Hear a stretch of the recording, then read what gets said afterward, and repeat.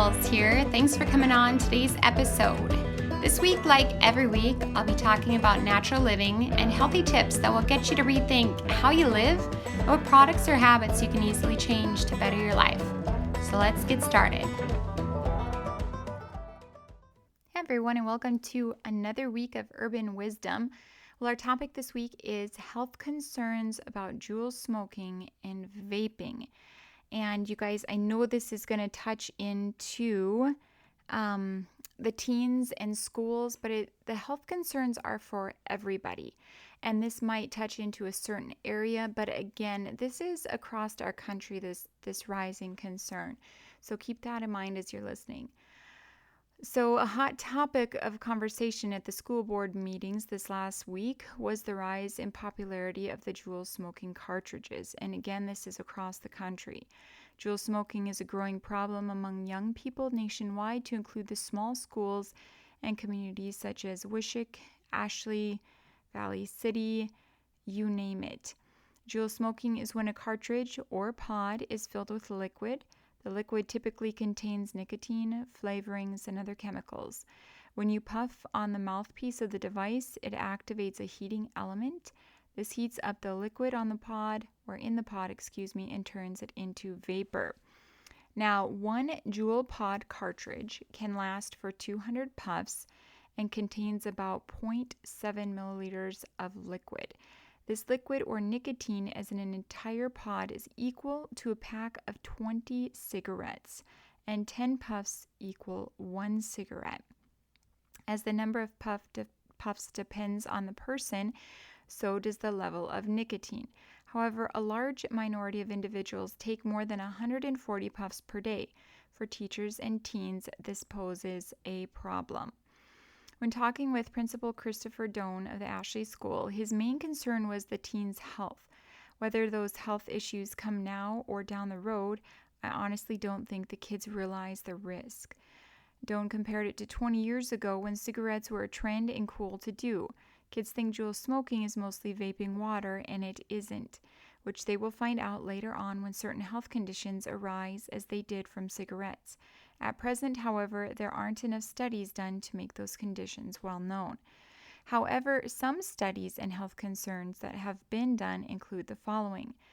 You have a chronic cough. Chemicals in vapes could irritate your throat. You have chest pain or shortness of breath. Fluid could collect in your lungs and make breathing difficult or even impossible.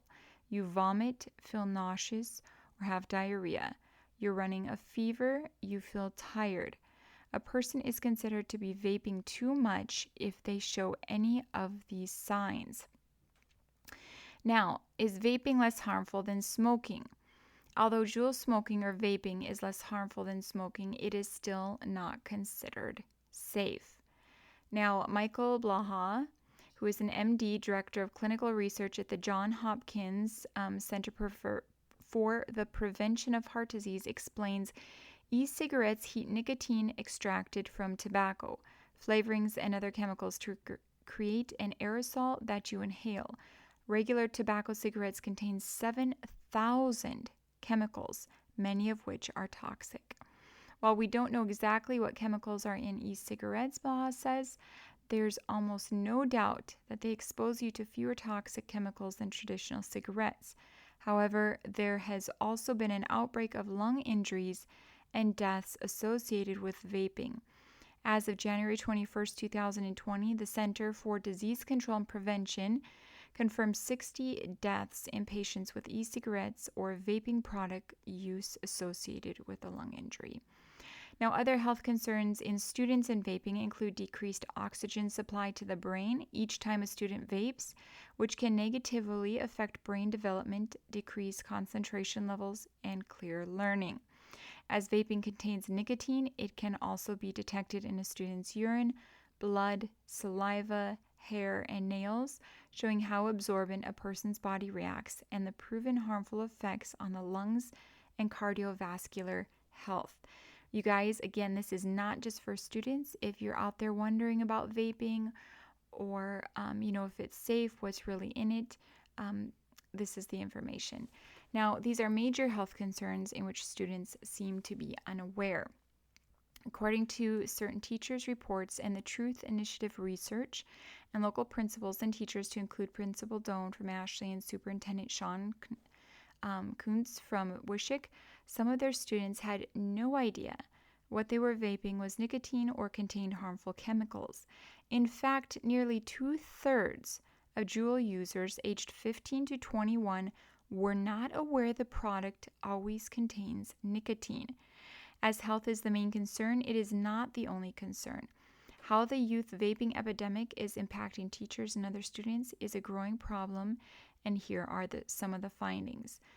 Teachers report a growing awareness of kids vaping in schools. Many teachers recognized the pervasiveness of vaping in schools, which reflects recent research that found 27.5% of high school students currently vape.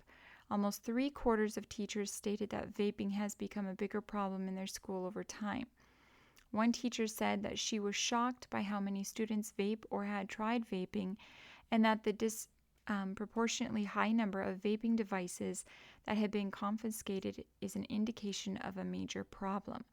Another reported that students seem to do it like it's second nature, like breathing. Teachers also indicated that students often go to great lengths to conceal their devices, including hiding them in hoodies, hats, bras, and shoes. One of the superintendents also expressed that since it kind of looks like a memory stick for a computer, it's really hard to tell, especially if they don't buy a colorful one, which is which. Now, when asked about a prominent health issue that their students face, 1/4 of the teachers independently mentioned vaping.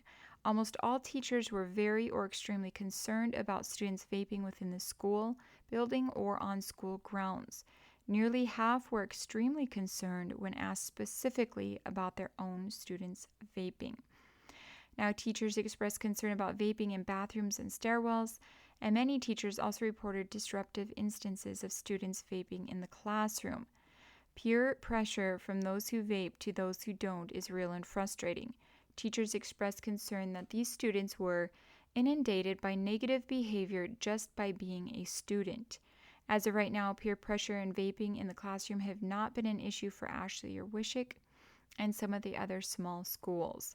Now, the classroom is supposed to be a place of learning, so many teachers and students are faced with the challenges and questions of what should we do? In Ashley, Principal Doan explained their process. Number one, we are trying to make the kids aware of the health risks. This is done through different sources like health classes, information pamphlets about Juul cartridges and vaping the students bring home, and motivational speakers. It's nice when the kids can hear the information from an outside source. It seems to sink in a little more that way. Now, if a student is caught vaping, then the Ashley School goes off of their policies.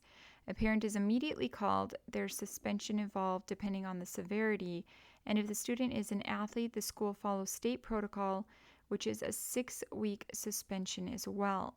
Authorities are also called, and they handle anything outside of the school policies according to each case. Now, the laws about vaping underage. In 2019, Congress passed a bill that required all persons wanting to purchase vape products to be at least 21 years old, but kids are still getting their hands on the products. The local school boards of Wishick and Ashley are taking vaping seriously and will continue the discussion and the action required to keep their students and teachers safe and well informed. Now, if you are a parent, please talk with your teens and the health concerns of vaping. It is serious, as are the consequences if your child gets caught. And I want to add a little tidbit there. My daughter went out with someone she worked with just about an hour before they went to work. She said, "Hey, Mom, can I go hang out?" I was like, "Sure." Well, come to find out the girl was vaping. Now, she said she was vaping water. Even at that, you don't want your kids trying to start a trend that is not healthy. And then when other people see them or employees, that is not going to bode well for their future, especially when they're starting at a young age. So again, you guys have the conversation with your kids. Or if this is you and you're wondering, hey, should I be vaping or not? Remember those 7,000 toxic chemicals in vaping, and maybe you'll give it a second thought and give your health and your body and life a chance. So that's it for this week, you guys. Love you, and we'll talk to you next week. Thanks for listening to today's episode of Urban Wisdom and Natural Living. Tune in next week where I'll broadcast live every Monday morning at 8 a.m. If you miss it live, hold those tears and head on over to my blog, which is heatherarles.com. That's Heather, EARLES.com. There you can have 24/7 access or right here on iTunes. If you want to follow me on social media, you'll find me on Twitter, Facebook, Instagram, LinkedIn, and Pinterest. Have a healthy week.